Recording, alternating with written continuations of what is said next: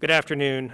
Thank you, everybody, for being here today. I'm joined by the Federal Bureau of Investigation Special Agent in Charge, Melissa Godbold, here in the Oklahoma City resident office that also oversees Tulsa. And to my right is Tulsa Police Chief Wendell Franklin. Thank you both for being here. We are here today to announce a federal grand jury indictment that was returned this week against Tulsa police officer LaToya Dyth and a co-conspirator, Devin Jones, for conspiring to lie on a federal firearms form and for purchasing said firearm after lying on that form. This two-count indictment charges both of these individuals with violations of federal law that are felonies and violations that we consider very serious, not only as part of our 2150 initiative targeting gun-related violations, but violations that we see as important to charge to prevent future violence. I can tell you that today, Officer Dyth self-surrendered to authorities at approximately 11 a.m. She made an appearance today in federal court where she appeared in front of the magistrate judge at 2 p.m. and entered a plea of not guilty. At that time, the indictment was unsealed, and Officer Dyth will be, as I understand, released on bond. Her co-conspirator, Devin Jones, is currently detained at the David L. Moss Detention Center on state charges. These allegations, as set forth in the grand jury's indictment, are as follows. On April 11th of this year, LaToya Dyth and her co-conspirator and her boyfriend at the time, Devin Jones, entered the Bass Pro Shop in Broken Arrow, Oklahoma, here in the Northern District of Oklahoma. That Bass Pro Shop is a federally licensed firearms dealer, and in order to purchase a pistol, LaToya Dyth completed a form and was provided cash to purchase that firearm by Devin Jones. As Dyth handled that firearm, the Bass Pro Shop employee specifically asked her whether she was purchasing the firearm for herself or as a straw purchaser for another person. Ms. Dyth at that point stated that she was a police officer. She presented credentials indicating that she was a police officer and that she fully understood the applicable federal laws as they pertain to straw purchasers. Using her apparent authority there as a police officer, she was then provided money by Devin Jones, and she purchased the firearm. After purchasing the firearm, she and Mr. Jones went outside to the parking lot where she then handed the firearm to Mr. Jones. As a sworn police officer, I can tell you there is no excuse for Ms. Dyth to have lied on that federal firearms form in order to purchase that gun for Mr. Jones. I believe that all members of law enforcement, those that voluntarily take the oath to serve the public, to serve the community, that they do so understanding that there's an obligation. And that is an obligation not only to enforce the law, but to abide by the law. I believe that we have a reservoir of trust that we share with the public. And it is the duty of every police officer, of every prosecutor, of every person in the justice system to ensure that that reservoir never runs dry. Sadly, we see that on occasion, there are those among us who will deplete from that reservoir. And it is our job to replenish it. We replenish it by showing that we can hold accountable those who break the law, no matter where they work or what uniform they wear. There is a reason that Lady Justice wears a blindfold, and that is because no one is above the law, and we will do our jobs to hold those who violate it accountable. With regard to this particular investigation, Tulsa Police Chief Wendell Franklin and his team upon discovering the allegations of what occurred,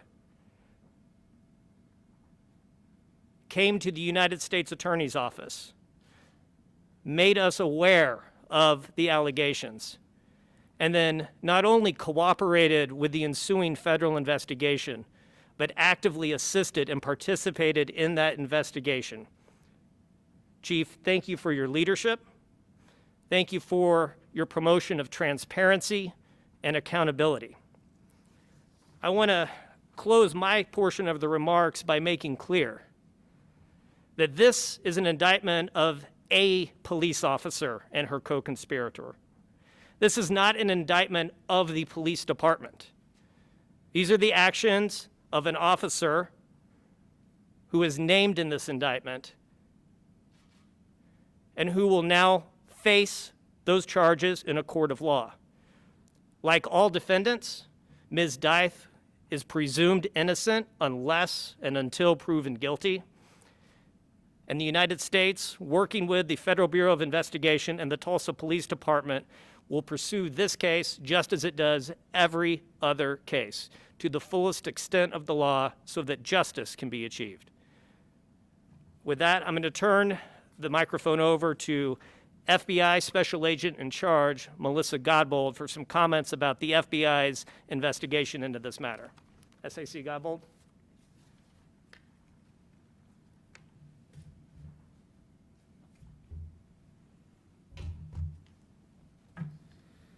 Good afternoon. I want to echo the U.S. Attorney's comments and thank you all for coming. No one likes having to make the type of announcement that we are making today, but it is the type of announcement we need to make. Our system of justice is based on the cornerstones of trust and accountability. Without that, we have nothing.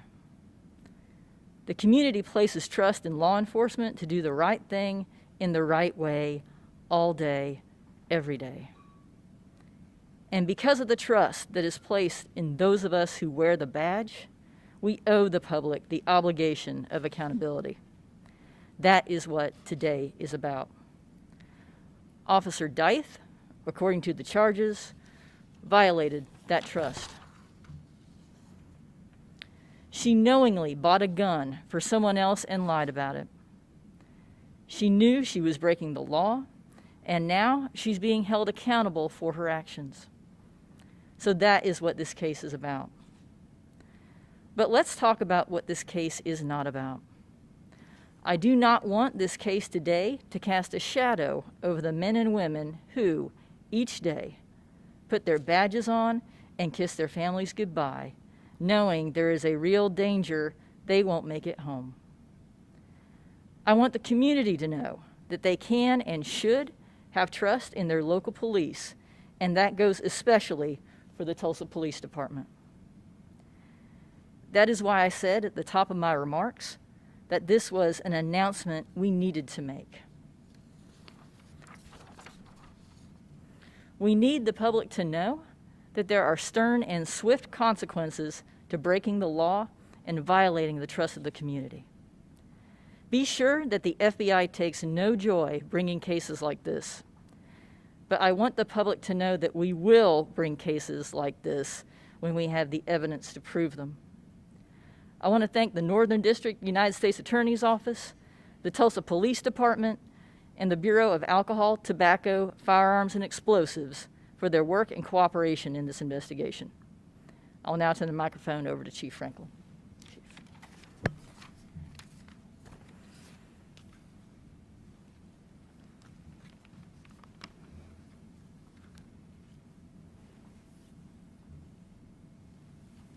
Just some quick background on how we got to this point. Investigators with the Tulsa Police Department in our crime gun unit received this case and began working this case like they would any other, connecting the dots.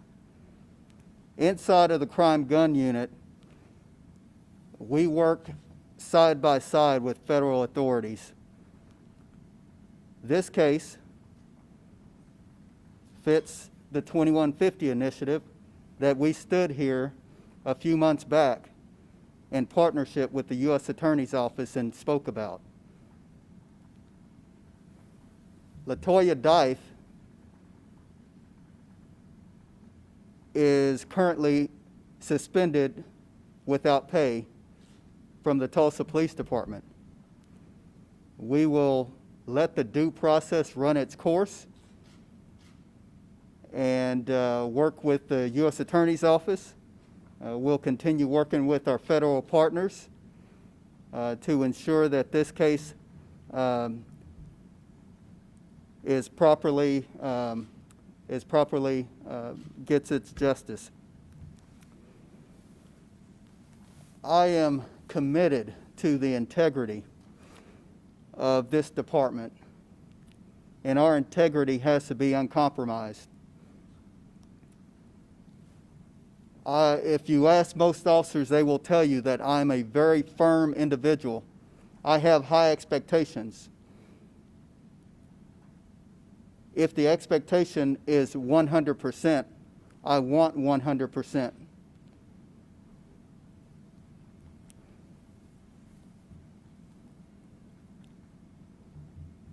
When we uncover inappropriate conduct, we fully investigate that conduct. We provide the necessary resources and work in partnership with whatever authorities are needed to conclude a case.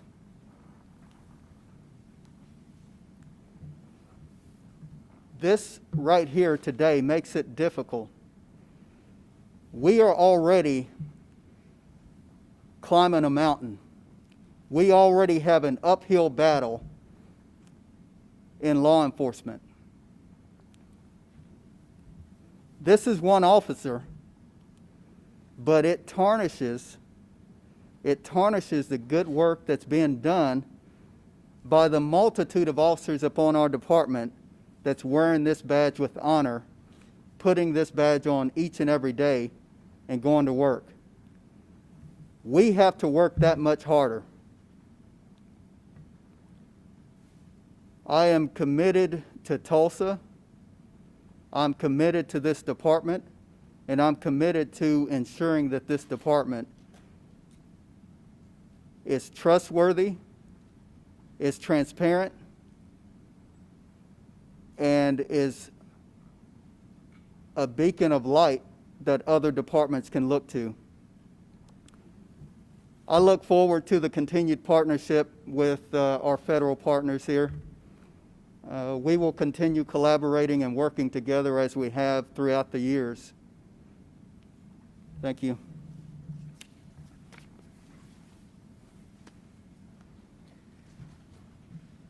Thank you, Chief. Certainly, it's moments like this I do want to acknowledge. I believe that leadership matters, and Chief Franklin's leadership in this moment has been exemplary. It has not only, I hope, shown the public that he is serious when he talks about building trust with the public, but he is serious about protecting the integrity not only of his department, but of that sacred trust that he has with the people of the city of Tulsa. He mentioned the crime gun unit, and that's where this case originated. I have personally worked with that unit of officers, and they are some of the best investigators that we have in the United States. They go out and they work hard, day in and day out, to keep our city safe. And when they came across this case, they treated it like any other. And there have been no better partners than the Tulsa Police Department and the crime gun unit in this and many other cases.